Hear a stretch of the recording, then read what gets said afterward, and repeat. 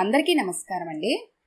ఈరోజు మనం కేకే భాగ్యశ్రీ గారు రచించిన చల్లని తల్లి అనే ఓ చక్కటి కథను విందాం. ఇక కథలోకి వెళ్దాం. ఆ సాయంత్రం తలనొప్పి కాస్త తగ్గి సుకన్య కుదుట పడుతున్న వేళకి బజారు ముగించుకొని ఇంటికొచ్చారు లాలిత్య, సుకన్య చెల్లెలు. ఇంట్లోకి వస్తూనే అమ్మా అమ్మా అంటూ గట్టిగా పిలిచింది లాలిత్య. ఏంట్రా బంగారం ఆ అరుపులు? ఇప్పుడే తలనొప్పి తగ్గుముఖం పట్టింది. నువ్వంత గట్టిగా కేకలేస్తే మళ్లీ రాగలదు. ప్రేమగానే కూతుర్ని మందలించింది సుకన్య. తన పుట్టినరోజుకి కొత్త డ్రెస్ కొనుక్కునేందుకు ఆ సాయంత్రం షాపింగ్కి వెళ్దామని తల్లి దగ్గర మాట తీసుకుంది లాలిత్య. అయితే అనుకోకుండా సాయంత్రం సుకన్యకి భరించలేని తలనొప్పి వచ్చింది. కూతురికిచ్చిన మాట తప్పటం ఇష్టం లేని సుకన్య అదే ఊళ్ళో ఉంటున్న తన చెల్లెల్ని తోడిచ్చి లాలిత్యను బజారుకి పంపింది. తిరిగొచ్చిన వెంటనే తాను కొన్న కొత్త బట్టల గురించి చెప్పకుండా అలా ఎందుకు అరుస్తుందో బోధపడలేదు ఆమెకి. లేక లేక పుట్టిందని ఆమెకు కూతురంటే చాలా అపురూపం. ఎన్ని ఇబ్బందులున్నా కూతురు కోరిందేది కాదనదు. లాలిత్య తరువాత ఆమెకు అభిషేక్ పుట్టినా తనకు మాతృత్వ మధురిమను చవి చూపించిన కూతురి పట్ల ఆమెకు ఎనలేని వాత్సల్యం. ఒక్క సుకన్యకే కాదు, లాలిత్య ఆ ఇంటికి గారాల కూచి. సుకన్య అత్తగారు నాగరత్నమ్మ బతుకున్న రోజుల్లో లాలిత్యను తెగ ముద్దు చేసేది. నాయనమ్మకి ముద్దుల మనవరాలుగా లాలిత్య రాజభోగాలు అనుభవించింది. కలగక కొడుక్కి సంతానం కలిగిందని ఆమెనెంతో అపురూపంగా పెంచింది నాగరత్నమ్మ. ఆమె కొండ మీద కోతిని అడిగినా క్షణాల్లో తెచ్చివ్వాల్సిందే. క్రితం సంవత్సరం నాగరత్నమ్మ పరమపదించిన లాలిత్యక ఇంట్లో లభించే వైభోగానికి మాత్రం కొదవలేదు. అత్తగారి స్థానాన్ని భర్తీ చేయటానికి సాయశక్తులా ప్రయత్నిస్తోంది సుకన్య. అలాగని లాలిత్య వాళ్ళ అభిమానాన్ని దుర్వినియోగం చేసుకోదు. తల్లిదండ్రుల పట్ల విపరీతమైన భక్తి గౌరవాలు, తమ్ముడి పట్ల అంతులేని ప్రేమాభిమానాలు ఉన్నాయి ఆమెకు. కూతురి కంగారు దేనికో అర్థం కాకపోయినా ఏదో విషయం ఉంది అనుకుంటూ కూతురి భుజాలు పట్టుకుని సోఫాలో కూర్చునబెట్టి ఫ్రిడ్జ్లోంచి చల్లనీళ్లు తెచ్చిచ్చింది సుకన్య. అవి తాగి కాస్త తెరిపిన పడింది లాలిత్య. ఈలోపు కాస్తంత ఫ్రూట్ జ్యూస్ కూడా తెచ్చి కూతురికి చెల్లెలికి ఇచ్చింది సుకన్య. ఇప్పుడు చెప్పు, షాపింగ్కి వెళ్ళి ఆ గాబరా దేనికి? ఇంతకీ ఏం కొన్నావో నాకు చూపించనే లేదు అంటూ ప్రశాంతంగా ప్రశ్నించింది. నేను చెప్పేది వింటే నువ్వు కూడా ఎగ్జైట్ అవుతావు తెలుసా? కంగారు తగ్గిన లాలిత్య ఉత్సాహం ఉట్టిపడే స్వరంతో పలికింది. అలాగా? ఇంతకీ నన్నంత ఎగ్జైట్మెంట్ కి గురి చేసే ఆ షాకింగ్ న్యూస్ ఏమిటో? మెత్తగా నవ్వింది సుకన్య. నేను పిన్ని డ్రెస్ కొనుక్కోవడానికని రత్న టెక్స్టైల్స్ కి వెళ్ళామా? వెళ్ళకేమి? మంచి డ్రెస్ అని 4 రోజుల నుంచి నన్ను పీకు తింటున్నావు కదా. కూతురు వైపు ప్రేమగా చూసింది సుకన్య. అబ్బా ఏంటమ్మా చెప్పేది వినకుండా మధ్యలో కౌంటర్లు ఇస్తున్నావు? అలిగినట్లుగా బొంగమూతి పెట్టింది లాలిత్య. అక్క, నువ్వు కాసేపు ఊరుకుంటావా? అదేం చెబుతుందో వినకుండా మధ్యలోనే అడ్డుపడతావెందుకు? చిన్నగా విసుక్కుంది సుకన్య చెల్లెలు. ఓకే బాబా, మరి నేను నోరు తెరిస్తే ఒట్టు. బుద్ధిగా నోటికి చెయ్యడ్డం పెట్టుకుంది సుకన్య.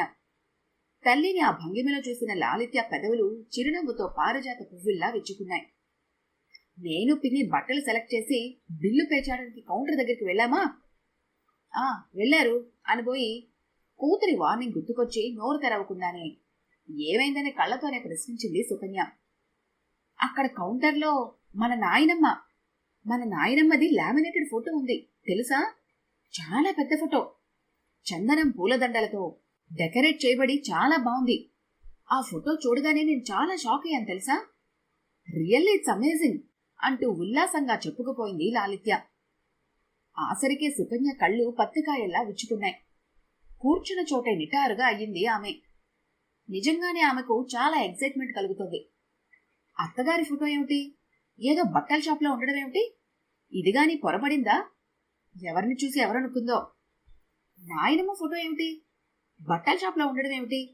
యువర్ మిస్టేకన్ అపనమ్మకంగా అంది సుకన్య. లేదక్కా, లల్లి అంటే పొన్ చిన్నపిల్ల, పొరబడి ఉండొచ్చు, కానీ నాకు తెలీదా? ఆ ఫోటో 100కి 100 పాళ్ళు మీ అత్తగారు నాగరత్నమ్మ గారిదే అంటూ లాలిత్య చెప్పింది నిజమేనన్న సంగతి ధృవీకరించింది సుకన్య చెల్లెలు. నిజంగానా? వింటుంటే నాకు మతిపోతోంది. ఆ షాపు ఈ ఊళ్ళో పెట్టి 1 నెల రోజులు కూడా కాలేదు. అందులో మా అత్తగారి ఫోటో ఉండడం ఏమిటి? ఇంతకీ ఆ ఫోటో అక్కడ ఎందుకుందో ఆ షాప్ ఓనర్ గారిని ప్రశ్నించారా అని ఆతృతగా అడిగింది సుకన్య.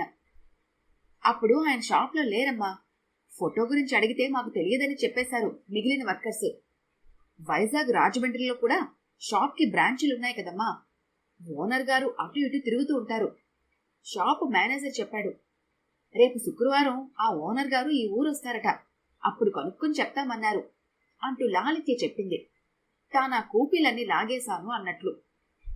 ఆహా అంటూ తల పంకించింది సుకన్య. తాను చెప్పదలిచింది చెప్పేసిన లాలిత్య ఇక తన పని అయిపోయినట్లుగా తాను కొనుక్కొచ్చిన బట్టలన్నీ చూపించటం మొదలెట్టింది. సుకన్య వాటిని చూస్తుందే కాని మనిషి ఈ లోకంలో లేనట్లుగా అయిపోయింది. కూతురి మాటలకు పరాగ్గా ఊకొట్టడం తప్ప బుర్రంతా గజిబిజిగా తయారైంది. ఆ ఫోటో ఆ షాప్లో ఎందుకుందో తెలుసుకునే వరకు ఆమెకు మనశ్శాంతి ఉండదు. భర్త ఎప్పుడు ఇంటికొస్తాడా, అతడితో ఈ విషయం ఎప్పుడెప్పుడు చెబుదామా అని తహతహలాడిపోతుంది. అలాగా, నాకు ఆశ్చర్యంగానే ఉంది నువ్వు చెప్పింది వింటూ ఉంటే. అమ్మ ఫోటో పెట్టుకున్నాడంటే మనకు బాగా తెలిసిన మనిషి అయ్యుంటాడు. ఇంతకీ ఆ షాపు ప్రొప్రైటర్ ఎవరో కొనుక్కున్నావా? భార్య చెప్పిందంతా విన్న సుధాకర్ ప్రశ్నించాడు విస్మయంగా. ఆయన ఊళ్ళో లేడట, శుక్రవారం వస్తాడట. ఇంకో విషయం గమనించారా? షాపుకి కూడా అత్తయ్య గారి పేరే పెట్టుకున్నాడనిపిస్తోంది ఆలోచిస్తూ ఉంటే. కొత్త విషయాన్ని ఆవిష్కరించిందాల్లా అంది సుకన్య. కావచ్చు, అతడు తన షాపుకి అమ్మ పేరు పెట్టడం యాదృచ్ఛికంగానైనా జరగచ్చు. సాలోచనగా తల పంకించాడు సుధాకర్. ఏమో బాబు, అసలు సంగతి కనుక్కునే వరకు నాకు మనశ్శాంతి ఉండదు అంది ఆదుర్దాగా సుకన్య. నీ గురించి నాకు తెలియకనా అని నవ్వాడు సుధాకర్ భార్య ఆరాటాన్ని చూసి. అది మొదలు శుక్రవారం ఎప్పుడొస్తుందా అని ఒకటే నిరీక్షణ. ఈ 2 రోజులు సుకన్య కంటి మీద సక్రమంగా రెప్పపడితే ఒట్టు. నమస్తే అండి అంటూ కౌంటర్లో కూర్చున్న వ్యక్తిని ఉద్దేశించి చేతులు జోడించిన సుకన్య ఎందుకో ఉలిక్కిపడింది ఒక్కసారిగా. అతగాడి రూపురేఖలు ఆమెకెంతో సుపరిచితమైనవిగా అనిపించడమే దానికి కారణం. అతడిని పరికించి చూస్తే ఎప్పుడో తెలిసిన ముఖంలాగానే కనిపించింది. అతడు కూడా సుకన్యను చూడగానే ఏదో జ్ఞాపకం కదలాడినట్లుగా నుదురును ముడిచాడు. నువ్వు మల్లన్నది కదూ అంటూ కాసేపు మెదడులో కసరత్తు చేసిన పిమ్మట అడిగింది సుకన్య. అప్పుడే అతడికి గుర్తొచ్చింది ఆమె ఎవరో. సుకన్యమ్మా అంటూ చిన్నగా అరిచాడు అప్రయత్నంగా. మల్లన్న, నువ్వు ఎక్కడా అంటూ వింతగా ప్రశ్నించింది సుకన్య కౌంటర్లో తగిలించిన అత్తగారి ఫోటోను పరిశీలనగా చూస్తూ. ఆ రోజు శుక్రవారం కావటం మూలాన ఆ ఫోటో వ్యవహారం ఏమిటో స్వయంగా తేల్చుకునే ఉద్దేశంతో త్వరగా పనులు ముగించుకొని రత్న టెక్స్టైల్స్ కి వచ్చింది సుకన్య. అక్కడ అత్తగారి ఛాయాచిత్రాన్ని చూసినప్పుడు కలిగిన దిగ్భ్రాంతి కన్నా ఆ కౌంటర్ దగ్గర యజమాని హోదాలో మల్లన్నని చూసిన విస్మయమే తీవ్ర స్థాయిలో ఉంది. సుకన్య చూపులు ఎక్కడున్నాయో గమనించిన మల్లన్నే అన్నాడు. అంతా మహాతల్లి చలవే సుకన్యమ్మ, ఆవిడ దయ లేకపోతే నేనెక్కడుండేవాడినో అన్నాడు కృతజ్ఞత నిండిన స్వరంతో. అతడి మాటల్లో కదలాడిన ఆర్ద్రత గమనించిన సుకన్య వివరం అడిగింది అతన్ని. అతను చెప్పటం మొదలుపెట్టాడు. అతడు చెబుతున్న మాటల్లో గతాన్ని వెతుక్కోసాగింది సుకన్య. అత్తయ్య ఓసారిలా రండి అంటూ తెల్లవారుతూనే గావుకేకలు పెట్టింది ఒక్కసారిగా. గుమ్మం కడగడానికని చీపురు నీలబాల్చితో వీధిలోకొచ్చిన సుకన్య. ఏమైందే అంతలా అరిచావు? ఆసరికే స్నానం ముగించుకొని దేవుడి గుడి దగ్గర పూజకన్నీ అమర్చుకుంటున్న నాగరత్నమ్మ వీధిలోకి వచ్చింది విసుక్కుంటూనే. అక్కడ సుకన్య కళ్ళింతలు చేసుకుని అరుగువైపు చూస్తుంది భయంగా. అటువైపు చూసిన నాగరత్నమ్మ అక్కడ ఎవరో ముడుచుకుని పడుండడం గమనించి గతుక్కుమంది. కోడలంత గట్టిగా ఎందుకు అరిచిందో ఆమెకు అర్థమైంది. అటు ఇటు చూసి మూలనున్న కర్ర తీసి ఆ శాల్తీని నెమ్మదిగా తడుతూ మేలుకొలిపింది నాగరత్నమ్మ. గాబరాగా నిద్రలోంచి లేచాడు ఆ మనిషి. అతడికి 20-22 మధ్యన ఉండవచ్చని అంచనా కట్టింది నాగరత్నమ్మ అనుభవం. చూడడానికి బాగానే ఉన్నాడు, కాని వేసుకున్న బట్టలు మాసిపోయి మనిషి మొత్తం మట్టి కొట్టుకుపోయి 4 రోజులుగా తిండి నీళ్లు లేనివాడిలా డీలా పడిపోయి ఉన్నాడు. ఎవరయ్యా నువ్వు? మా అరుగు మీద ఎందుకు పడుకున్నావు? ప్రశ్నించింది నాగరత్నమ్మ. ఆ మనిషి బిత్తరపోయి చూస్తూ, మాది పొరుగునే ఉన్న కుమిలి గ్రామమమ్మా. అయిన వాళ్ళందరినీ పోగొట్టుకుని నిలువ నీడలేక ఇలా రోడ్డున పడ్డాను. రాత్రి కాస్త కళ్ళు తిరిగినట్లయితే ఇలా మీ అరుగు మీదకు వాలిపోయాను క్షమించండమ్మా. అతడి మాటల్లోని గాద్గదం, భాషలోని స్వచ్ఛత చూసి పాపం ఎవరో బతికి చెడ్డవాడిలా ఉన్నాడు అనుకుంది నాగరత్నమ్మ. అరుగు దిగి నెమ్మదిగా నడవబోతున్న అతడు ఒక్కసారిగా తూలిపడిపోయి ఆసరా కోసం స్తంభాన్ని పట్టుకున్నాడు. తొందరేం లేదు బాబు, నెమ్మదిగా లే. నీ వాలకం చూస్తే 2-3 రోజులుగా తిండి తిన్నట్లుగా ఉంది. మెల్లగా ముఖం కడుక్కో అంటూ కోడలికి నీళ్లు తెచ్చేయమని పురమాయించింది నాగరత్నమ్మ. ఈ హడావుడికి లోపల పడుకున్న సుధాకర్ కూడా లేచి వచ్చాడు. ఆ అపరిచిత వ్యక్తిని చూసి ఆశ్చర్యపోతూ ఎవరని కళ్లతోనే భార్యని ప్రశ్నించాడు. ఈలోపు నాగరత్నమ్మే అతడి గురించి వివరాలు తెలియచేసింది. ముఖం కడుక్కున్నాక కాస్త జీవం వచ్చింది అతడికి. నాగరత్నమ్మ లోపలికెళ్లి చిక్కగా కాఫీ కలుపుకొచ్చింది. అతడు దాన్ని తాగి కాస్త తెరిపిన పడ్డాడు. గబగబా ఇడ్లీ రేకుల్లో పిండి వేసి ఆవిరి మీద పెట్టింది. ఇడ్లీలు ఉడికాక బాదం ఆకులతో కట్టిన బిస్కెట్లో ఓ 6 డజన్ల ఇడ్లీలు, కాస్త కారప్పొడి, పాత మాగాయ పచ్చడి తీసుకొచ్చి అతడికిచ్చింది. కాదనకుండా ఆవురావురమని తిన్నాడు అతడు. శక్తిహీనమైన శరీరంలో కాస్త నూతనోత్తేజం నిండాక తన గురించి చెప్పుకొచ్చాడు అతడు. అతడి పేరు మల్లన్న. అతడి తండ్రి ఊరూరా సైకిల్ మీద తిరుగుతూ బట్టల వ్యాపారం చేసేవాడు. ఉన్నట్లుండి వ్యాపారంలో నష్టం రావటం తట్టుకోలేక పురుగుల మందు తాగి చచ్చిపోయాడు అతడు. మగని వియోగాన్ని తట్టుకోలేని మల్లన్న తల్లి జబ్బుపడి తాను ఆయన దారినే పోయింది. చేతిలో చిల్లి గవ్వలేక, ఆదరించే దిక్కులేక పనికోసం ప్రయత్నించి విసిగి వేసారిపోయిన మల్లన్న ఇలా ఊళ్లు పట్టి తిరగటం ప్రారంభించాడు. నిజానికి అతడు మట్టి తట్టలు మోసి కష్టపడే కూలి పని చేయటానికి పనికిరాడు. ఒక్కడే సంతానం కదా అని తల్లి అతన్ని చాలా గారాబం చేసేది. దాని ఫలితమే అతగాడు ఏ కష్టతరమైన పనికి పనికిరాకుండా పోవటం. ఏ పని దొరికిన పనిని అతడు చెయ్యలేక ఇలా ఊరూరు తిరుగుతూ ఇక్కడికొచ్చి పడ్డాడు. జరిగిందంతా చెప్పి బాధగా తలదించుకున్నాడు మల్లన్న. కదిలిపోయింది నాగరత్నమ్మ. ఆమెలోని మాతృహృదయం అతడి దీనగాథ విని కరిగిపోయింది. బాధపడకురా అబ్బి, మాతో పాటే ఉందువుగాని, నీకు వచ్చిన పని చేదువుగాని అంటూ అభయం ఇచ్చేసింది. మల్లన్న పొంగిపోయాడు. అనుకోని విధంగా తనకొక అండ, ఆశ్రయం దొరికినందుకు సంతోషపడ్డాడు. ఏమిటమ్మా నువ్వు? అతగాడెవడో ఏమిటో తెలియకుండా ఆ హామీలిచ్చేయటమేమిటి అంటూ సుధాకర్ వ్యతిరేకించాడు తల్లిని. అతగాడి పుట్టుపూర్వత్రాలతో మనకి పనేమిట్రా? ఆ పని ఈ పని చేస్తూ ఇక్కడే పడుంటాడులే. తన మాటకి తిరుగులేనట్లుగా చెప్పింది నాగరత్నమ్మ. అత్తగారి మాటను జవదాటం అలవాటు లేని సుకన్య ఆమె చెప్పిన దానికి తలాడించింది. నిజానికి ఓ మనిషిని కూర్చోబెట్టి పోషించడానికి నాగరత్నమేమీ మోతుబరి కాదు. చిన్న హోటల్ లాంటిది నడుపుతూ గుట్టుగా జీవనం కొనసాగిస్తున్న బ్రాహ్మణ కుటుంబం వాళ్ళది. ఓ రోజొచ్చే ఆదాయం ఆ రోజు ఖర్చులకే సరిపోతుంది కాబట్టి కాసింత వెనకేసే ప్రశ్నే లేదు. అయినా స్త్రీలో సహజంగా ఉండే జాలిగుండే మల్లన్నకి ఆశ్రయం ఇచ్చేలా చేసింది. కొద్ది కాలంలోనే మల్లన్న ఆమెకు విశ్వాసపాత్రుడైన మనిషిగా మారిపోయాడు. నాగరత్నమ్మ కూడా అతన్ని తన సొంత బిడ్డలా సాకేది. శివరాత్రి సమీపించింది. నాగరత్నమ్మ కుటుంబ సమేతంగా రామతీర్థంలో జరిగే తిరణాళ్ళకి బయలుదేరింది. అలాంటి యాత్రాస్థలంలో జరిగే తిరణాళ్లలో హోటల్ పెట్టుకుంటే డబ్బులు బాగా సంపాదించవచ్చునని ప్రతి ఏడాది కూడా క్రమం తప్పక శివరాత్రికి హాజరవుతుంది. అక్కడ ఒక్కరోజు హోటల్ ద్వారా సంపాదించే సొమ్ము నెలంతా కష్టపడితే వచ్చే సొమ్ముకి రెట్టింపు ఉంటుంది. అది ఏడాది పాటు అవసరమయ్యే అదనపు ఖర్చుకి సరిపోతుంది. రామతీర్థం వెళ్ళాక అలవాటు ప్రకారం ఆయుర్వేద వైద్యులు చిన్నప్పగారింట్లో దిగారు నాగరత్నమ్మ ప్రభృతులు. అక్కడ స్నానం పానం పూర్తి చేసుకుని గుడికి సమీపంలో టెంటు వేసి తమ ఫలహారశాలను ప్రారంభించారు. ఆ 2 రోజుల్లోనూ ఎప్పుడూ వచ్చే కన్నా ఎక్కువ రాబడి కళ్ళ చూశారు వాళ్ళు. మల్లన్న తన వాక్చాతుర్యంతో యాత్రికులను ఆకట్టుకోవటం దానికి ప్రధాన కారణమని చెప్పుకోవాలి.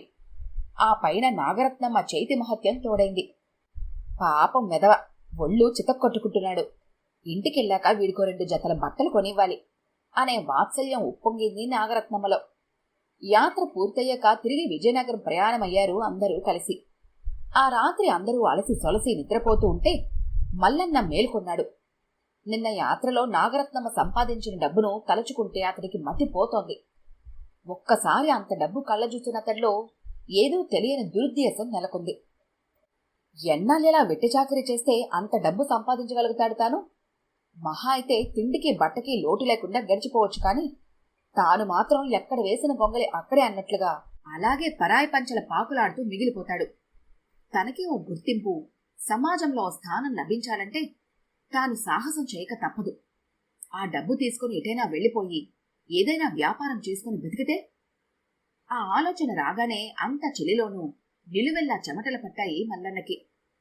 తప్పు తప్పు, నీకు ఆశ్రయమిచ్చి కడుపులో పెట్టుకు చూసుకుంటున్న కుటుంబానికి ద్రోహం తలపెట్టకు. నీ స్వార్థం కోసం వాళ్ల కష్టార్జితాన్ని ఆశించుకో అంటూ అంతరాత్మ ప్రబోధించడం ప్రారంభించింది. కాని పాడుబుద్ధి మాత్రం ఇలాంటి అద్భుతమైన అవకాశం అన్ని వేళలా దొరకదు.